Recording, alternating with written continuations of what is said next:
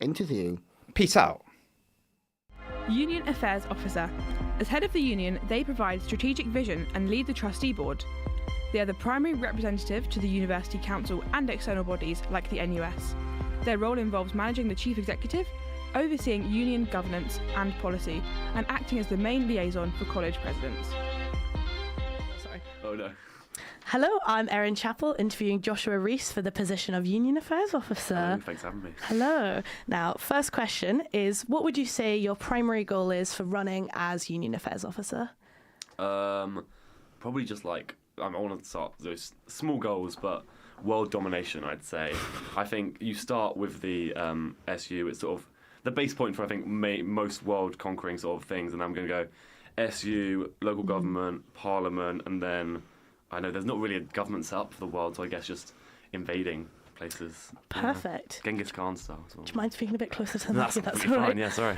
Yeah, and a question I have is that if the university were to heavily reinvest into fossil fuels and to start the oil mining below Halifax, how do you think this aligns with the student union's stance on sustainability? Well, I think sustainability, so look, I don't read the dictionary really that much. I'm not like an expert on words, but sustainability, it can be seen in both ways. I think we've got to be sustainable about money, and I'm seeing a lot of money in this thing called oil. I don't know, I've heard about a recent invasion of Venezuela. That's, oil related. I think oil is the key, and I think York needs to be a big player in the oil scene.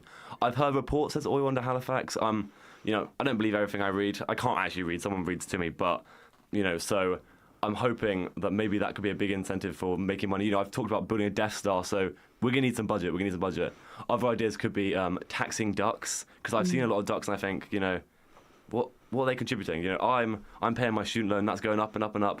The ducks just get to live here rent-free, and I think Longboy, obviously, a tragic case, but the average duck sort of just gets by scot-free without ever really facing, society's burdens. So I think tax the ducks and oil drill, and then we can pay for anything we want. We can be the biggest university in the world. Wow, yeah. And in your manifesto, you talk about this building of Death Star. Yes. Have you considered the planning permission and maybe the copyright infringement that the Galactic Empire would have over their creation? Great question. In terms of planning permission, I don't actually, I've not read on sort of intergalactic rules. I don't know who's in charge of that. I don't know which council I need to apply to. Maybe, the York local council, and if they control the skies above York. But I don't know elsewise in terms of sort of, what was your second point again? Sorry. About the planet and if the copyright issues. Copyright laws.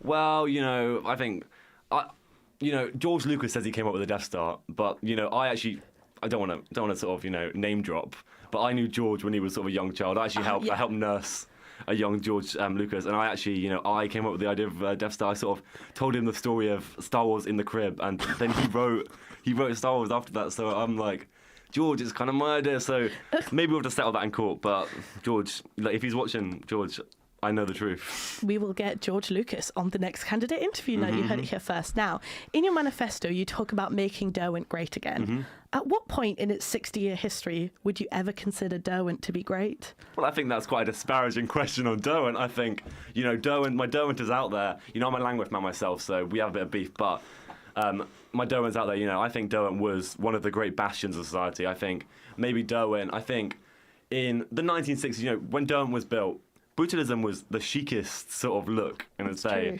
And Derwent is the chicest of brutalism. So I think, how could we say? I don't think it's aged. It's not aged immaculately. I think maybe we could do a bit of like a power wash. But I think when Derwent was built, Derwent was great, and I think we just need to reclaim that greatness because it's been lost somewhere along the line. You want Campus East to be brutalist architecture. Do you think it's worth knocking down the £750+ million investment into Campus East to make it this brutalist chic, you say? Well, we talk about copyright infringement. I think Centre Parks have a bit of copyright infringement on East, because East sort of in design is very Centre Parksy, and I think maybe there was some sort of copyright laws being broken there. But I just think brutalism's cool. Brutalism's just, I know I said it, maybe it hasn't aged the finest, but I think new built brutalism is just chic. It's authoritarian chic. Fascinating. Now, if you were to restart the chemistry department's nuclear program, would this be... The one they famously had, the famous nuclear program. It's true. Do you think this would be for the purposes of energy for campus, weaponry, or for fun? I like fun. Fun's a good one to add in, but I think mainly weaponry. I'm thinking sort of nuclear weapons, heavy arsenal. You know, I've sort of spoken about this, but I've seen some evidence that Lancaster have been building some weapons of mass destruction. And it's, I don't like to believe whatever I see, but you know, it's looking pretty believable. It could be AI. Look, I've not fact checked it, but I've not seen the little fact check at the bottom. But I just believe I believe what I see. So I think Lancaster are building weapons of mass destruction. So I think we need to up them. We need to build better weapons of mass destruction. So that if war comes, look, I don't want to use weapons of mass destruction. I think that's a bad idea. Always a bad idea. But we've got to have them just in case. You never know. You never know. You propose to remilitarize David Kato. What percentage of the university budget should be set aside for the defense of David Kato? And do you want to go into a bit of David Kato's military history of when it was? Yeah, I say Cato, so that's always an interesting. I'm sorry, Cato, that's the Cato university or Cato. line, is that it's Kato. Cato. Okay, I'll stick to Cato then. David Kato. Well, I sort of see the people in David Kato as like the Sparta of modern York. Like you just see them sometimes coming out and they're all buff, trained, and I think we could be really using that, especially with this upcoming war.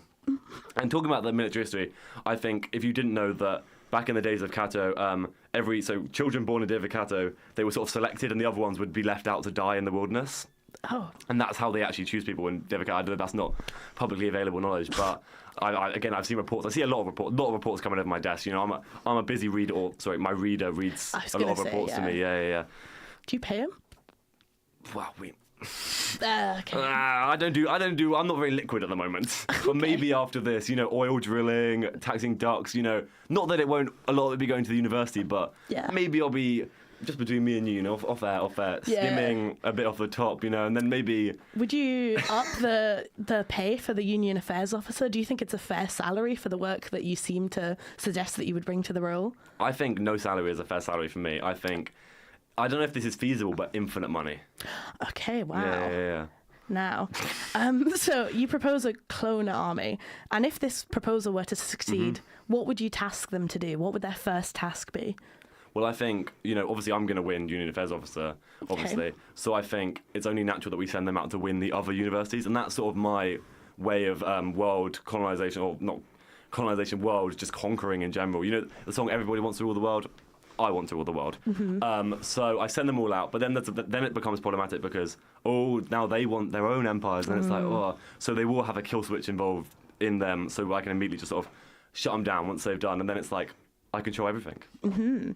And a question I have is about the grey squirrels. You want to deport them back to America. Yeah. But they first came to the UK from North America in 1876. The British Nationality Act 1981 would make these grey squirrels born in the UK British citizens. To what legal basis do you have to deport these squirrels back to where they came from? Well, I think what we're going to have to see is when I reach Parliament, a revoking of the 1981 Act, because obviously that flies in the against my policy. But I just want to say that, you know, red squirrels, they were the goats. They weren't goats. Goats are goats. You know, those are squirrels. But there's a distinction. But they are the greatest of all time. That's what GOAT stands for. Red squirrels, they were amazing. And then these grey squirrel losers came along, and now they're everywhere. Like, I can see the face you're making. You agree with me, you know. Grey squirrels, they're not as good as red squirrels. Their tails aren't bushy enough. And I just think, let's bring back the red squirrels. Like, make Derwent great again. Make red squirrels great again. Wow. And you talk about extending Longboy. What is the maximum acceptable length of Longboy before it becomes a safety hazard? Oh, that's a good... Well, I'm not really fussed with this health and safety sort of malarkey nonsense. You know, I sort of fly against contravention and, like, rules. I'm a bit edgy, you know. I don't believe in those rule things. Okay. So yeah, I think we go as high as we can, you know. And then if Longboy is the biggest boy in the world, you know, I'm pretty long boy myself, so I know how that feels. But yeah, I think that would be really big for university sort of tourism. People come visit the longest boy. How do you think students would deal with their safety? How would you reassure students that all of these policies would keep the University of York students safe? I don't think I need to reassure them. I think the students of University of York know what's right for them, and they know that what's right for them is Joshua Rees right now.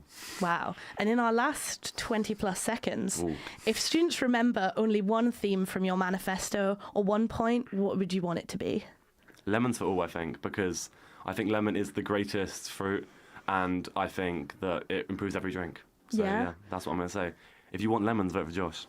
Yeah, fascinating. Well, thank you very much, Joshua. Thank you for having me. It's been We'll so go over lovely. to our next interview in Studio Red with Dee Wright interviewing Sam.